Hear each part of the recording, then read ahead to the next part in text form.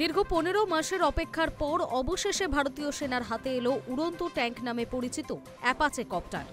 মঙ্গলবার 3টি Apache copter নিয়ে উত্তরপ্রদেশের হিন্ডন বায়ুসেনা ঘাঁটিতে অবতরণ করে মার্কিন পরিবহন বিমান।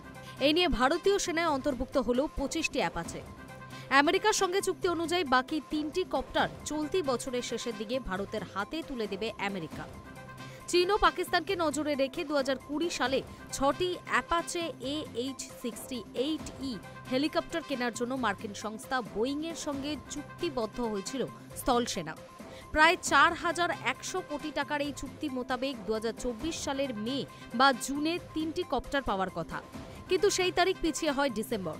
তারপরও ডেলিভারি না হওয়ায় সেনার উচ্চপদস্থ আধিকারিকরা জানিয়েছিলেন অ্যাপাচে হেলিকপ্টারের প্রথম ব্যাচ চলতি বছরের মে মাসে আসবে, কিন্তু সেটাও হয়নি। প্রতিরক্ষা মন্ত্রক সূত্রে জানা যায় প্রযুক্তিগত সমস্যার কারণেই দেরি করেছে আমেরিকা। এদিকে 2024 সালের মার্চে পাক সীমান্তে প্রথম অ্যাপাচে স্কোয়াড্রন গঠন করে ভারতীয় সেনা।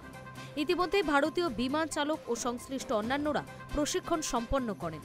দীর্ঘ 15 মাসের বিলম্বের পর অবশেষে চুক্তি অনুযায়ী প্রথম দফার এলো 3টি কপ্টার।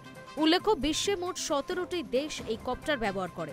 একই সঙ্গে একাধিক কাজ করতে পারে এই কপ্টারগুলি।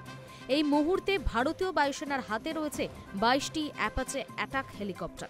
এর মধ্যে 11টিতে রয়েছে শত্রু শিবিরে বিভীষিকা তৈরি করা লং বো ফায়ার কন্ট্রোল রাডার, রয়েছে হেলফায়ার মিসাইল, প্রতিপক্ষের ট্যাঙ্ক ধ্বংসে এর জুড়ি মেলা ভার।